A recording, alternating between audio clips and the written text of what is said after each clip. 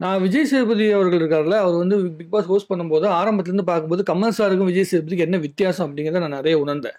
அது லாஸ்ட் இந்த வீக் இந்த 4 வாரம் கழிச்ச பிறகு தான் இன்னும் பெரிய அளவுக்கு வந்து உணர முடியுது. என்னன்னா, கமல் அவர்களை வந்து இங்க யாருமே கேள்வி கேட்க துணியவே மாட்டாங்க. என்னதான் பேசினாலும் கமலை வந்து எதிர்த்து பேசவே மாட்டாங்க. ஏன்னா அவருடைய எக்ஸ்பீரியன்ஸ் அதிகம்.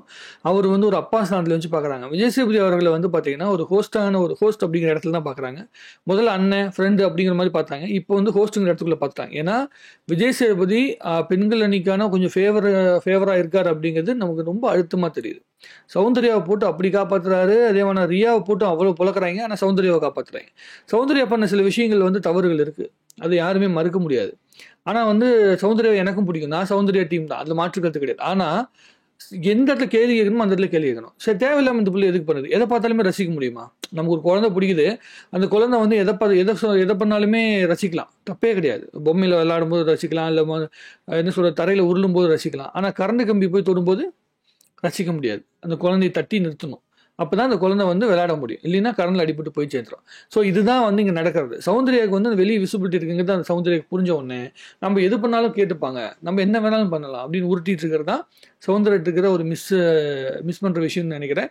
ஆனால் இந்த வாரம் ரியாவை நிற்க வச்சு அவ்வளோ கேள்வி கேட்ட நம்மளுடைய விஜய் சேதுபதி அவர்கள்னாலேயோ இல்லை மற்ற யாரை வேணாலும் ஜாக்லின் நிற்க வச்சு அவ்வளோ தூரம் வந்து வெளிப்படையாக கேள்வி கேட்ட விஜய் சேதுபதினால சௌந்தர்யாவை கேள்வி கேட்கவே முடியல.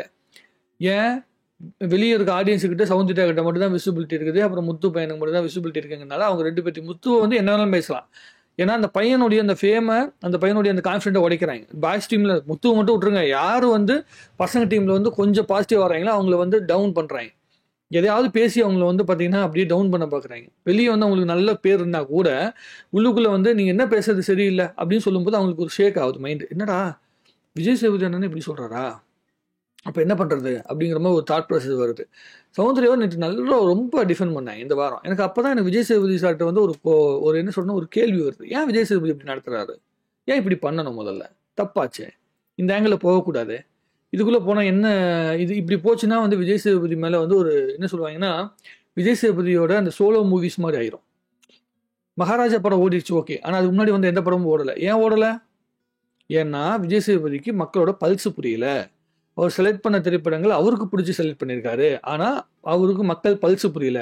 அதே தான் இங்கே வந்து பிக் பாஸ்லையும் பல்ஸு புரியல, அவருக்கு பிடிச்சதை மட்டும் பண்ணிட்டு இருக்கிறாரு. அதுதான் இங்கே மிகப்பெரிய பிரச்சனை. விஜய் சேதுபதி இதை மாற்றிக்கலிங்கன்னா ரொம்ப கஷ்டம், ரொம்ப ரொம்ப கஷ்டம். கமல் சார் இருக்கும்போது டிஆர்பி பயங்கரமாக இருந்துச்சு. இப்போ விஜய் சேதுபதி வந்ததுக்கப்புறம் டிஆர்பிலாம் கம்மியாகி போச்சு. இதெல்லாம் எல்லாத்துக்கும் ஊருக்கு உலகத்துக்கு எல்லாத்துக்குமே தெரியும். ஆனால் ஒரு விஷயம் மட்டும் ரொம்ப தெளிவாக நம்ம தெரிஞ்சுக்கணும். என்ன ஒரு விஷயம்னா விஜய் சேதுபதியோடைய அந்த கான்செப்ட் இருக்குல்ல, அந்த கேள்வி கேட்குற கான்செப்ட் இருக்குல்ல, அது எப்படி இருக்குன்னா டாக் பேக் கான்செப்ட் தான்.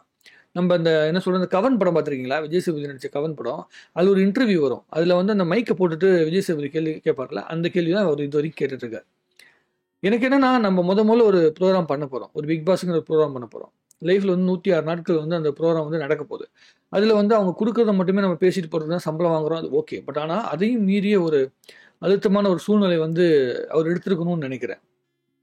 வெளியே வந்து பிக் பாஸ் வந்து கண்டஸ்டன்ட் எந்த அளவுக்கு பார்க்குறாங்களோ அந்த அளவுக்கு இந்த ஃபர்ஸ்ட் ப்ரோக்ராம் பார்த்துட்டு விஜய் சேதுபதி ரியாக்ட் பண்ண ஆரம்பிச்சிருந்து எங்கே கோவப்படணுமோ அங்கே கோவப்பட்டு பெண்களாக இருக்கட்டும் ஆண்களாகட்டும் எல்லாத்தையும் சமநிலையில் கேள்வி கேட்டு அவர் கொஞ்சம் ஹார்ஷாக இருந்திருக்கணும் அப்படின்னு நினைக்கிறேன். சும்மா அந்த பெண்ணியத்தை காப்பாற்றுறேன்னு சொல்லிட்டு வந்து இந்த சேலை மேட்டரையும் அதுக்கப்புறம் எஜுகேட்டட் அன்எஜுகேட்டடுங்கிற அந்த வார்த்தைகளை மட்டுமே வச்சுக்கிட்டு கேம் பிளே பண்ணல ஒரு பிரயோஜனமும் கிடையாது. இது மட்டுமே வந்து வச்சுக்கிட்டு என்ன பண்ண போறீங்க?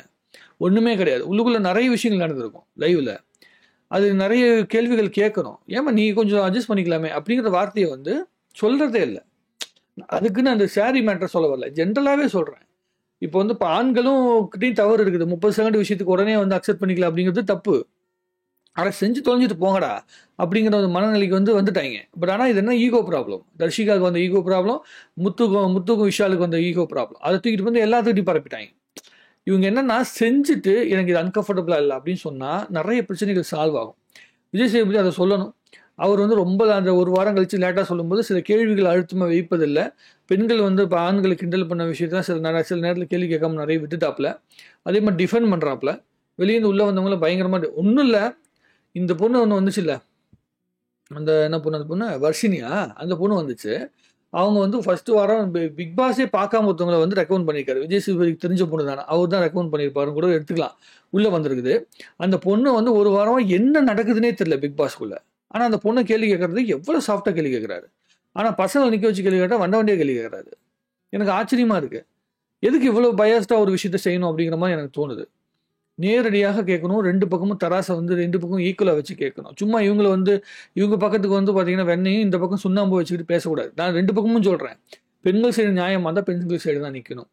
ஆண்கள் சைடு நியாயம் வந்து ஆண்கள் சைடு தான் நிற்கணும். நீங்கள் பண்ணது தப்புமான்னு சொல்லணும். தப்பை சுட்டி காட்டுறதுக்கு தான் அங்கே வந்து ஹோஸ்ட்டாக போட்டிருக்காங்க. தப்பெல்லாம் வந்து பார்த்தீங்கன்னா வேடிக்கை பார்க்கறதுக்கு ஹோஸ்ட்டாக போடலை. கமல் சார் இருந்தால் கமல் சாரும் சரி, கமல் சாரே வந்து பார்த்தீங்கன்னா 6 சீசன் ஒழுங்காக தான் பண்ணார். 7வது சீசனில் தான் அவரே மாற்றாப்புல. என்னடா நம்ம வந்து என்ன சொல்கிறது, நம்மளே போட்டு அடிக்கிறாங்க அப்படின்னு சொல்லிட்டு. ஏன்னா அவர் வந்து உள்ள இருக்க விஷயத்த வந்து கவனிச்சுட்டு அப்படியே வந்து பேசினதுல கொஞ்சம் மாடிஃபிகேஷனை மாட்டிட்டார். நீங்கள் சொல்லி தான் நான் கொடுத்தேன் அப்படிங்கிற மாதிரி பின்னாடி கமல் சாரே வந்து எமோஷனல் ஆகிற நிலைமைக்கு போன சீசன் தள்ளிட்டாங்க. ஸோ சினிமாவில் 60 வருஷம் 65 வருஷம் எக்ஸ்பீரியன்ஸ் இருக்கிற ஒருத்தருக்கே இதான் நிலைமை. ஸோ அப்போ விஜய் சேதுபதி அவர்களுக்கு சினிமாவில் வந்து இப்போ ஒரு 10 வருஷம் 14 வருஷம் தான் எக்ஸ்பீரியன்ஸு. அவர் என்ன தான் வாழ்க்கை பாடங்களை படிச்சுட்டு வந்திருந்தாலும் இந்த இடத்துக்குன்னு ஒரு கல்ச்சர் இருக்குது. அதை வந்து ஒரு பிடிச்சிக்கிட்டு பண்ணணும். இன்னும் கொஞ்சம் தீர்க்கமாக பண்ணியிருக்குன்னு நினைக்கிறேன். ஏன்னா ஃபர்ஸ்ட் சீசன் பண்ண போகிறாங்க. மிகப்பெரிய பட்ஜெட்டில் மிகப்பெரிய சம்பளத்தில் வந்து விஜய் சேதுபதி வந்து உட்கார்றாரு. அப்படிங்கிற பட்சத்தில் அவர் கேட்கக்கூடிய கேள்விகள் இன்னும் அழுத்தமாக இருக்கணும். உள்ளுக்குள்ளே இருக்கவங்களுடைய வந்து அவர் டியூன் பண்ணுற விதமும் பயங்கரமாக இருந்திருக்கணும். அது இல்லை. கமல் சார் இருந்த அந்த கிரிப்பு வந்து விஜய் சேதுபதி இல்லை. அது மாற்றுக்கட்டே இல்லை. அது எனக்கு அதான் தோணுது. இந்த வாரமாச்சும் ஏதாவது நடக்குதா அப்படின்னு சொல்லி பொறுத்து வந்து பார்ப்போம். இன்னைக்கு பார்த்துட்டு அதுக்கப்புறம் டீட்டெயிலாக உட்காந்து பேசுவோம். எதுக்கு நான் இவ்வளோன்னு சொல்கிறேன்னா, நான் எல்லாத்தையும் கவனிச்சுட்டே இருக்கும்போது நம்ம டெய்லி நடக்கிறது அப்படியே சொல்லிட்டு இருக்கிறோம். அது மட்டுமே கண்டென்ட் கிடையாது. என்ன நடக்குது, இந்த ப்ரோக்ராம் ஏன் இன்ட்ரெஸ்டிங்காக போகல, ஏன் இன்ட்ரெஸ்டிங்கான எந்த மொமெண்ட்டும் நடக்கலை அப்படிங்கிறத நம்ம யோசிக்கணும்ல. அதை யோசிச்சு பேசுறது தான் இதெல்லாம். பார்ப்போம் என்ன நடக்குது அப்படின்னு சொல்லிட்டு.